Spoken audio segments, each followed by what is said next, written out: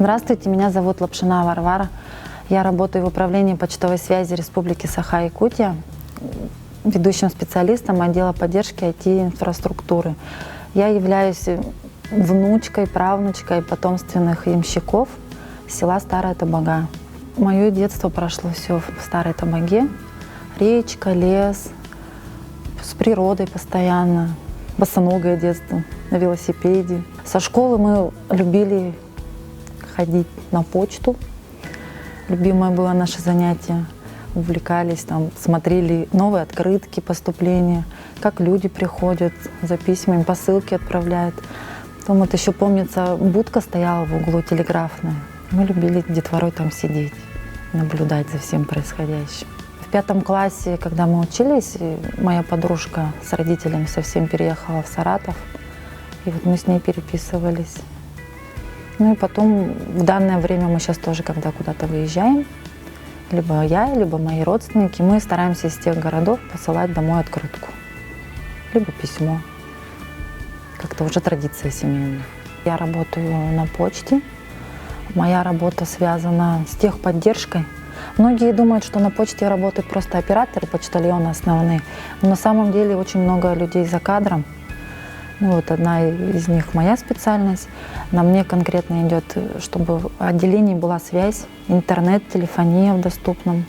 У меня сын 14 лет и 3 дочери. 10 лет, 6 лет и 4 года. В 2016 году с рождением вот 4-го ребенка у нас появилось право как участвовать в госконтракте от правительства. Ну, мы подали заявку, написали бизнес-план на разведение своего хозяйства. Вот получается, мы купили кур, перепелов и свиней. Ну, очень нравится. Рождение вот цыпляток, выращивание, от яичка и до мяса, так скажем. Также у нас здесь дети уже тоже подключились, наблюдают за этим всем. Встаю я в 6 часов, быстренько бегу свое хозяйство покормить, напоить. Все, здесь уже ребятишки просыпаются, с мужем быстренько их одеваем. Легкий у нас завтрак, свои перепелиные яйца.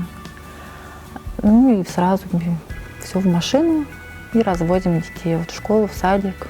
И без 15-9 уже на рабочем месте. Ну тут работа, после 5 обратно все.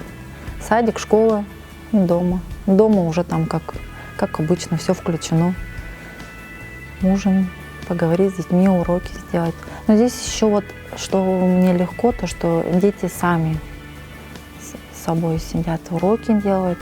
Мое только проверить вот дневник. Все, а так они самостоятельно. Уже привыкла вот к этому ритму, просто так уже сидеть не могу. Сейчас еще иной раз бывает нервничаю, что я не могу повязать, посидеть. Это же вот успокоение мое.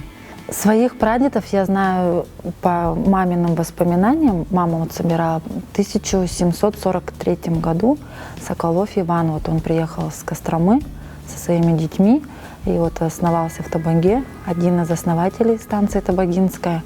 В то время на станции должно быть не менее 10 мужчин, здоровых, трудоспособных, чтобы они могли вот сами сбрую сшить для лошадей, вот это всю упряжь, лодки починить, лошадей запрячь, поехать, возить.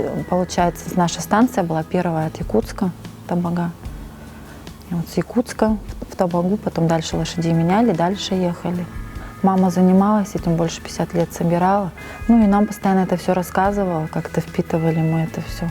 А сейчас вот интерес больше возник, что много родословной своей занимаются, как модным стало. И детей сейчас тоже приучаем. Занимаемся с детьми научными практическими проектами. С ними тоже выезжаем, выступаем. Участвовали в проекте наши деды и прадеды войны. Семью представляли ямщицкую Соколовых. Примерно с 2000-х годов появилось ямщицкое общество, мы потомки ямщиков. Анатолий Дмитриевич Соколов вот, как создал его, один из создателей, можно сказать. И вот с каждой станции они старались кого-то найти, вот, потомков. Вот моя мама там потомок. Книги стали печатать, каждая станция издает свою книгу про свою станцию. Да? Песни передаются, проводятся конкурсы, звени, бубенчики. Такое. Летом народные гуляния делают с потомками ямщиков. Как-то в единое все собирают. Вот еланки, часовню сделали. Собрали у нас в Табаге ансамбль молодой, «Соцветие». Мы уже записали 2 песни, поем. Выступали на городском конкурсе, в Масленице, на проводах зимы выступали. У нас в деревне тоже выступали. Как-то затягивает, и отдыхаешь после работы. По вечерам вот репетируем. У нас в поселке есть музей. Он раньше был при школе, потом школу, когда у нас закрыли, он передался в клуб. Ну, одной из основателей музея моя мама. Она собирала тоже по крупицам, вот, по темам. И вот в данное время тоже у нас акция идет в Табаге, тоже 2-й год. То, что кому не нужны старые вещи, вот приносили, чтобы в музей. В 2008 году нашла в Санкт-Петербурге, есть такой музей, Дом станционного смотрителя. Первый литературный музей в России. И он как-то меня заинтересовал. У меня возникла мечта, что я хочу там побывать.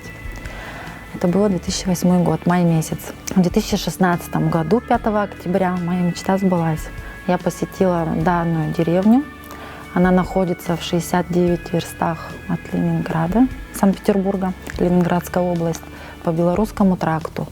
Получается, путники, которые проезжали от Москвы до Ленинграда, они проезжали эту станцию, там меняли лошадей. Но очень атмосферный музей. Туда мы добирались на всех видах транспорта. У нас ни машины, ничего. Мы вот сами с сыном вдвоем и на поезде, на электричке, и на маршрутке добрались туда. Сразу вот он музей на остановке. Большой верстовой столб стоит при входе и каменное здание. 2 здания, северное и южное, и между ними ворота каменные.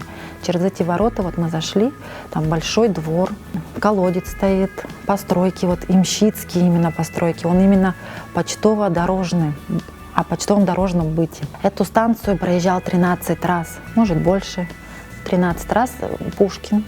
И в одном из этих поездок он написал повесть «Станционный смотритель». Именно вот о быте ямщиков. Исполнилась моя огромная мечта, связанная с моей работой и вот с моими потомками, ямщиками. Вдохновились. Теперь охота у нас в деревне тоже такое сделать. Хотя бы собрать вот старые вещи. Ну, уже зачатки есть. Потихоньку мы собираем. Самовары, булочки, там вот такое старое. Как-то больше вот к старине тянет.